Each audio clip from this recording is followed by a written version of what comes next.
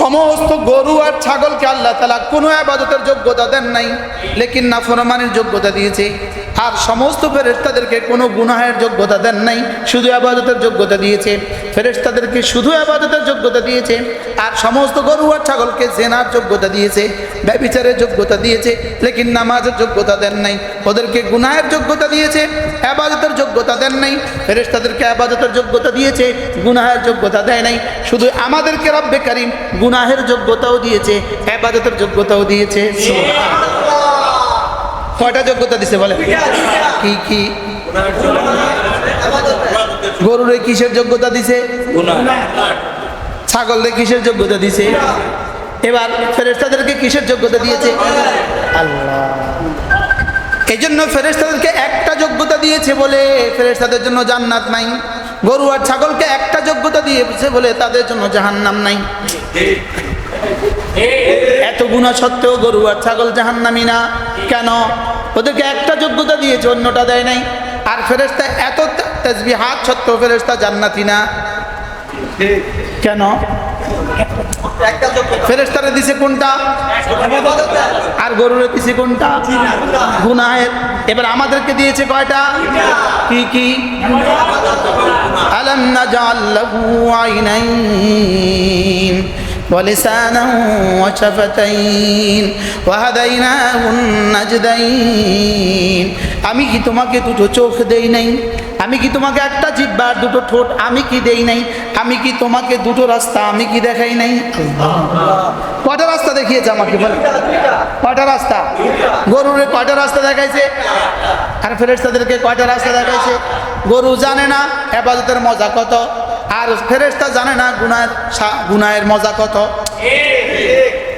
কি ফেরেশতাদেরকে গুনার মজা বুঝার যোগ্যতাই দেয় নাই, আর গরুকে সেজদার যোগ্যতাই দেয় নাই। কি গরুকে কি কোরআন শরীফ তেলাওয়াতের যোগ্যতাই দেয় নাই? বুঝেন নাই?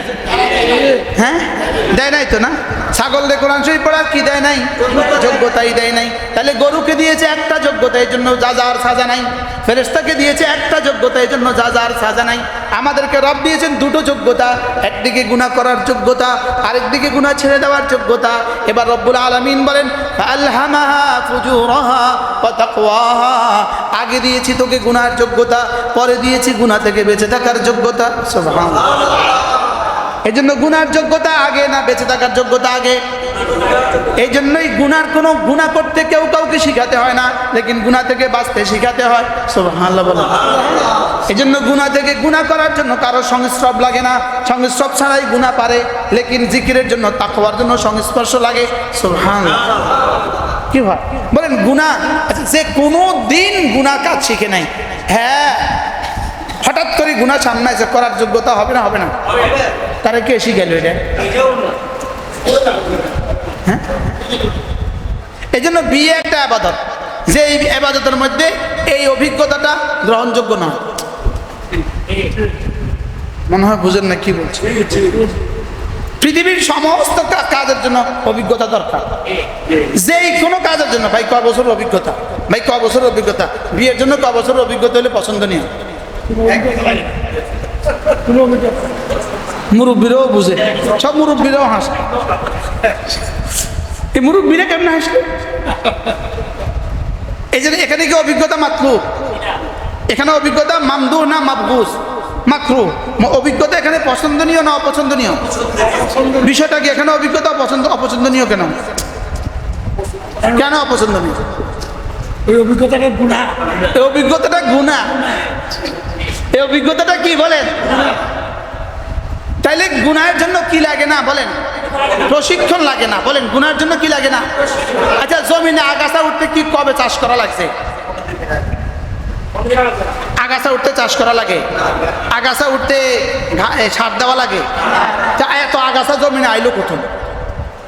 আগাছা উঠতে চাষ লাগে না, লেকিন মরিচ গাছ উঠতে চাষ লাগে। আলু করতে কি লাগে? আগাছা উঠতে চাষ লাগে না কেন? যেই কারণে আগাছা উঠতে চাষ লাগে না, এই কারণে গুনাহ করতে যোগ্যতা লাগে না। কি ভাই? এবার যেই কারণে ফসল উঠতে চাষ লাগে, ওই কারণেই ইবাদত করতে শিখা লাগে, শিখানো লাগে। সুবহানাল্লাহ বলেন। জমিনে ফসল উঠতে কি লাগে না বলেন না, মেহনত লাগে। ঘাস উঠতে কি মেহনত লাগে? এবার মরিচ গাছ উঠতে, তাহলে মরিচ গাছ উঠতে মেহনত লাগে, ঘাস উঠতে মেহনত লাগে না, তাহলে জিকির জারি হইতে মেহনত লাগে, আর গুনাহ জারি হইতে মেহনত লাগে না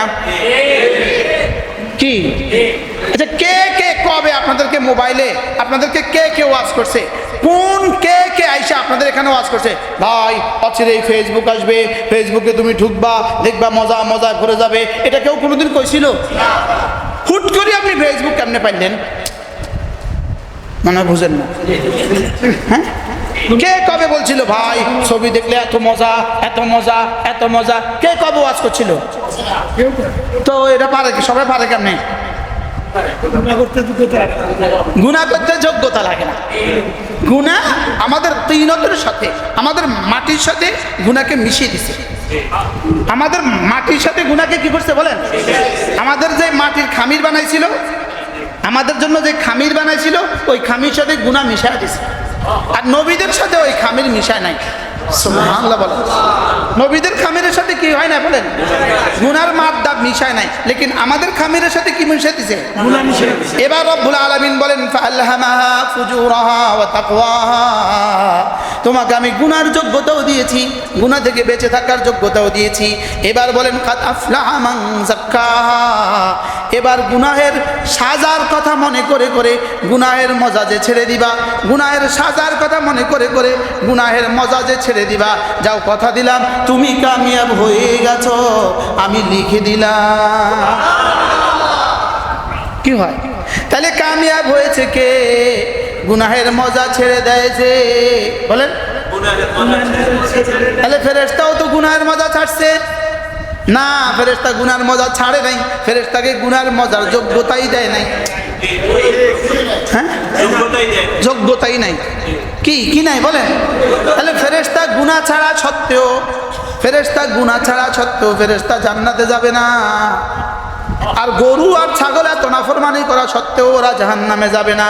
তাহলে জান্নাত আর জাহান্নামের মেয়ার হলো দুইটা, ফাআলহামাহা ফুজুরাহা ওয়া তাকওয়াহা। আমি ফুজুরও দিয়েছি, তাকওয়াও দিয়েছি। এবার আমি দেখব কে তাকওয়া ইখতিয়ার করো, কে ফুজুর ইখতিয়ার করো। ফুজুর ইখতিয়ার করলে জাহান্নাম, আর তাকওয়া ইখতিয়ার করলে জান্নাত। কি হয় তাহলে? যোগ্যতা কয়টা? কি কি? গুনাহ করা, গুনাহ ছাড়া বলেন। কয় যোগ্যতা? তাহলে আমাদের কয়টা যোগ্যতা আছে? হ্যাঁ, কয়টা যোগ্যতা আছে? কি কি? গুনাহ করার, গুনাহ কি? তাহলে